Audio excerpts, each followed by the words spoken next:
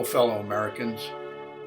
You are on the YouTube channel Common Constitutionalism, and I am Mitch. I talk about issues in our government, the erosion of our culture, the minimizing of our way of life, and the disregard for our Constitution. Keep your conservative voices active. Subscribe to this channel and listen as I talk about issues we are facing in our country and government. Visit my website, commonconstitutionalism.com. Enjoy reading my conservative blogs, and if you like them, maybe throw in a donation.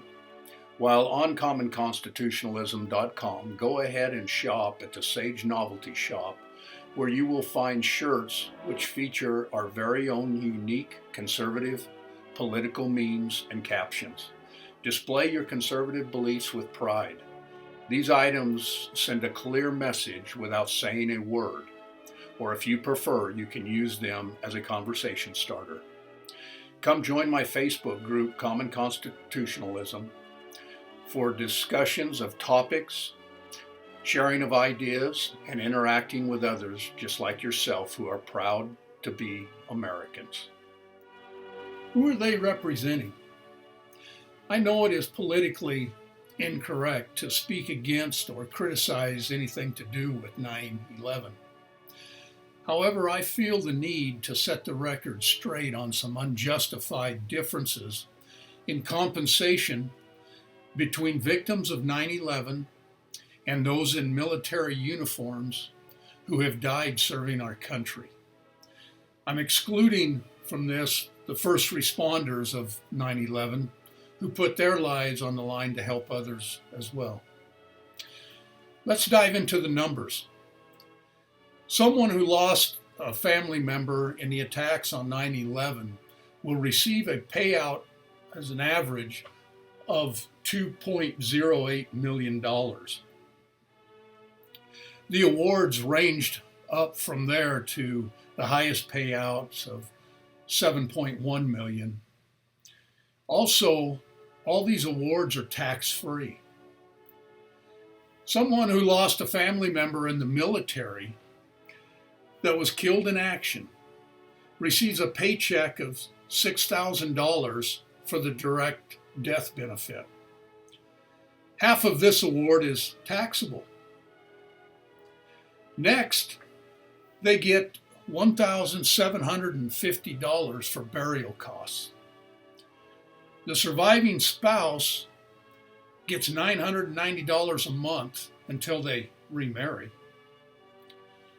Each dollar of income reduces that monthly payment by $1.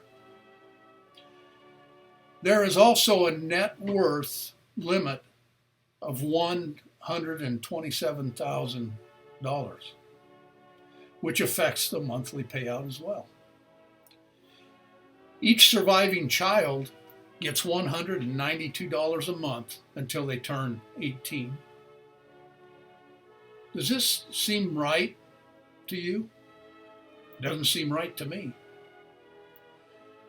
There are some of the surviving family members of the 9/11 attacks who are getting the average $2.08 million up to that $7.1 million number that are complaining it is not enough. As tragic as the deaths of 9/11 are, the people who died on that day, September 11th, 2001, were unfortunately in the wrong place at the wrong time. Again, I'm excluding first responders from this, which I believe also were unjustly compensated for putting their lives on the line in order to help others. That is, until President Trump signed his H.R.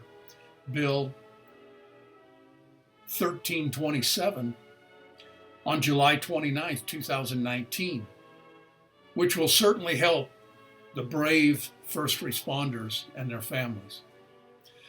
Meanwhile, the American soldiers are purposely put into harm's way by politicians and commanding officers.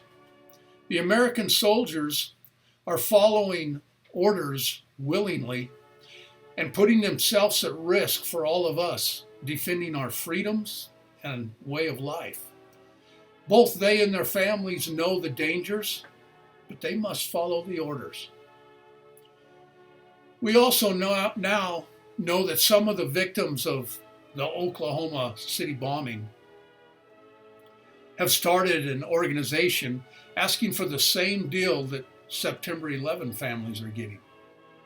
In addition to that, some of the families of those bombed in the embassies are now starting to ask for the same compensation as well. You see where this is going, don't you? Americans, this is the result of nearly 80 years of progressive legislation and entitlement politics in this country.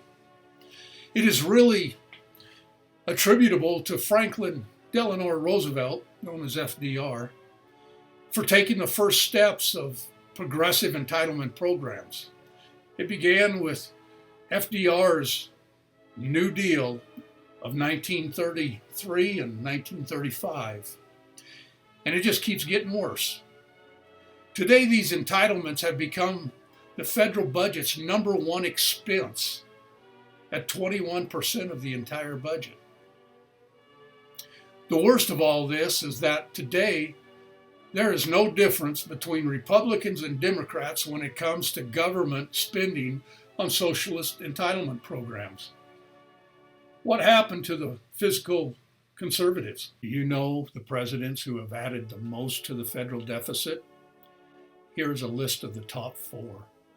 Our military always gets the short end of the stick when it comes to raises or benefits. They usually receive next to nothing. Our soldiers are still fighting in the Middle East.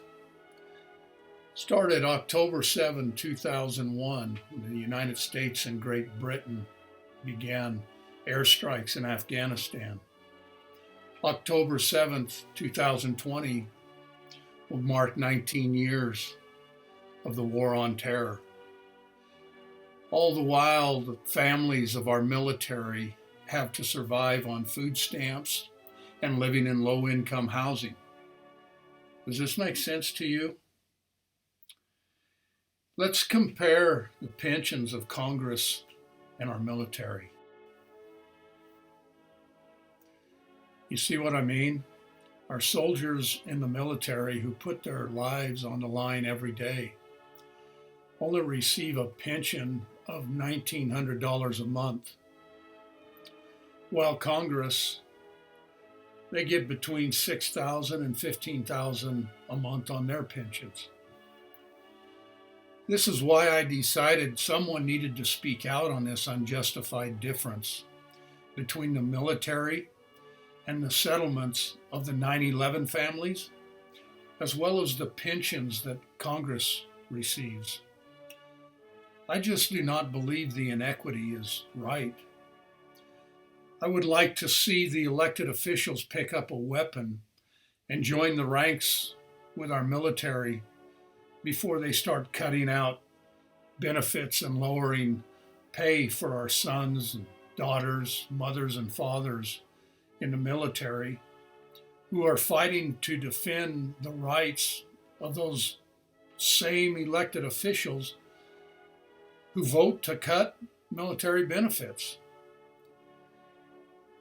Some things just don't make sense anymore. As always, you can read the full article and others at my website, commonconstitutionalism.com.